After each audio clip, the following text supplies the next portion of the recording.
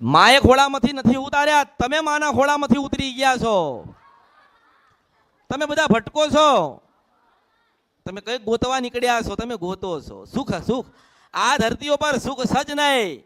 સુખ એટલું છે કે મેં તમને કંઈક આપ્યું ને તમે એને ભજ્યા, કે તમે એની કૃપા લીધી અને એને આશીર્વાદ આલ્યા ને એ જ તમારા જીવનનું સુખ છે. અહીંથી લોકો હાથ દરિયા પાર ગયા, દેશ ગયા કે વિદેશ ગયા. હું તો કહું છું કે દુનિયામાં રહેતા હોય પણ તમારી માતાને કોઈ દાડો ભૂલતા નહીં. ઘણા લોકો કદાચ એમના નસીબમાં લખ્યું હશે તો હાથ દરિયા પાર કરતા રહ્યા, પણ કદાચ હૃદયમાં એમની માને રાખી હશે, માતાને કદાચ ભજી હશે અને માના પ્રત્યે વિશ્વાસ રાખ્યો હશે, તો એ માતા ક્યાંય જતી નથી, એના હૃદયમાં રહે છે. તમે ગમે તેટલા મોટા મંદિર બનાવો કે ગમે તેટલા મોટા ફોટા લાવો કે હવાર કે હા 24 કલાક દીવા બાળો, જ્યાં સુધી તમારો આત્મા તમારું મન પવિત્ર નહીં હોય ને ત્યાં સુધી કશું લેખે નહીં જાય.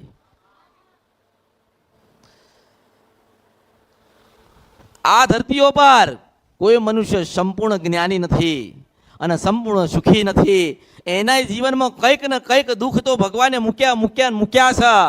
જો કુદરત ભગવાન પરમાત્મા દુઃખ નહીં મૂકે તો પરમાત્મા તમે બધા ભૂલી જશો. આજે કદાચ તમારી માતા બોલતી હોત અને તમારી માતા તમારા ટાપા કરતી હોત, તમને માતાએ જાહો જલાલી કરાવી હોત, તમને જોઈએ છે તમારી માતાએ આપ્યું હોત, તો અમૃતની મેલડીને કોઈ મળવા આવત નહીં. આવત મને કોઈ મળવા આવત નહીં. પણ તમે જેનાથી જુદા પડી ગયા છો ને એના પાછા ભેગા કરાવીને એની કૃપા લઈને પાછા તમને સુખ ભેગા કરવા. અને દરેક માતાજી એક સમાન, કોઈ એવું નહીં માનવાનું કે ચાઉંડ માતા છે એટલે જબરી છે, મેલડી માતા છે એટલે જબરી છે. હું તો એવું કહું છું કે તમારી ભક્તિ જબરી હોવી જોઈએ. તમને વિશ્વાસ હોવો જોઈએ કે કઈ નહીં થાય, મારી ચોટીલા વાળી બેઠી છે. તમને વિશ્વાસ હોવો જોઈએ કે મારા દાદાની મેલડી બેઠી છે. તમને વિશ્વાસ હોવો જોઈએ કે મારા વડવાઓની સધી બેઠી છે. તમને વિશ્વાસ હોવો જોઈએ કે મારા ઘરે કોઈક શિકોતર બેઠી છે. તમને વિશ્વાસ હોવો જોઈએ કે મારા ઘરે જોગણી બેઠી છે. આ વિશ્વાસ નથી ને, આ વિશ્વાસ એ વિશ્વાસ નથી ને એટલા દુઃખી છો. નકર આજે કહું છું ને, આ 4 દાડા 5 દાડા કે 7 દાડા થયા છે, મેં કીધું કે જા મોગલ ને મળવા જા ને કદાચ 25 કિલોમીટર બાકી હોય ના મળ્યું તો બધું મારા અવતારમાં ફોટ પડો મેળવી છો. આખી દુનિયા તમે ફરો ને, આખી દુનિયા કોઈ એવું કહે નહીં કે આટલા વાગે બને તો માનવાનું કે હું શિધ છપરા નદી ગંધર્પ્યા મેલડી હતી.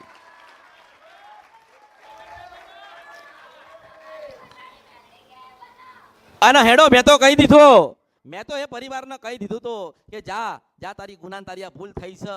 એ મોગલ છે પણ માં છે ને, મોગલ છે માં છે, મેલડી છે તો માં છે, જોગણી છે તો માં છે ને. કઈક તમે એવા શબ્દો બોલીને આયા છો એટલે માં આયા હશે આપણા ઘેર, આપણા આંગણે. પણ આપણી અસલ જનતા હોય એનાથી તો આપણે કદાચ દૂર થયા ને, આપણી જનતાથી તો આપણે વેગડા થયા ને, આપણી જનતાને તો ના ગમ્યું ને. એટલે મેં કીધું કે તારી જનતાની પાસે તું બેહીન એની આશીર્વાદ ને કૃપા લેજો અને પછી જ્યાં જે માતાજીના ત્યાં તમે બોલીને આવ્યા હોય જે શબ્દ, તે શબ્દમાંથી તમે છૂટા થજો. કદાચ એ જ પરિવારની વાત કરો, એવા જ પરિવાર કદાચ દુનિયામાં ફર્યા હોત તો આ રાજનું રાજ રહેત, એના દીકરા થાત ના પડે, વાત કોઈ દિવસ બહાર ના પડત. પણ કદાચ એમનો મારો કંઈક લેખ હશે ને સમય હશે તારે હું માતા કીધું. અને એવું પાછું નથી કે મેં કહી દીધું કે જા હું આ રૂપમાં તમને મળું છું. હું એવું કહું કે જા તને જોગણીના રૂપમાં મળું કે મેલડીના રૂપમાં મળું કે કાળકાના રૂપમાં મળું છું. હેને હું તો બોલીને છૂટી થઈ જઈ એ કદાચ 25 કિલોમીટરના અંતરે તને મળું તો તારે માનવાનું કે હું કાળકા બોલી હતી. પણ કદાચ હું મેલડી અહીં બેઠી હોય, કાળકા કદાચ બોલતી હોય, તો કદાચ એ પરિવાર માતાના દર્શન કરવા ગયું અને માતાને એ માણસોને પરિવારને એવી મગજમાં એવું હતું જ એના હોય જ કે માતાએ કીધું છે તો થશે, માએ એમને મળવાનું કીધું, દર્શન આલવાનું કીધું છે તો થશે. પણ ના કદાચ એવો વિશ્વાસ રાખે ને કે ના માં મળશે જ, તો હું આજે આંભળું છું હો મારા દીવામાં બેઠી. કદાચ તમે અહીંથી ઘરે ગયા તો થાક લાગ્યો હશે, નિંદર આવશે ને ઊંઘી જશો, મારા તો દિવસ અને રાત નથી, અને હું કોઈ દાડો ઊંઘતી નથી. હું તો જાગું છું, અને એના માટે જાગી છું કે તમને જગાડું છું. એના માટે જગાડું છું કે તમારી માં જે છે ને એને તમે મનાવી લો, તમારી જેને તારે તમે હાચવી લો. અને કદાચ માને કંઈ ખોટું લાગ્યું હશે, તમારી કુળદેવીને ખોટું લાગ્યું હશે, તમારી બીજી માતાઓને લાગ્યું હશે, તમારા પૂર્વજને ખોટું લાગ્યું હશે, તારે તમારા જીવનમાં દુઃખ આવ્યું હશે ને. મારું કામ તો એ છે કે હું તમને સતના માર્ગે મોકલો અને તમારી માતાના પાસે તમને પાછા બેસાડી દઉં. નહીતર હું કહી એકતી હતી કે ત્યાં માતાનો ગુનો કર્યો છે અને ગુનામાં છૂટવું હોય તો તારા આટલો દંડ આપવો પડે. હું કહી શકતી હતી, હો મારી સત્તા ચાલે છે આ કળિયુગમાં કે માગું ને એ મળે. હા, હું હવે કદાચ કોકને એવું કહું કે જા તારું ટાપુ છે ને ટાપુ તારું કરી આલો છો, એક હોનાનો મુંગટ પહેરાઈ જજે. મારે એવા 10 પહેરવા હોય તો પહેરીને બેહું ને એ મેલડી છું. પણ ભાવ વગરના માણસ આવે છે તોય હું તો માં છું ને, એટલે મારતી નથી, મૂકી દઉં છું.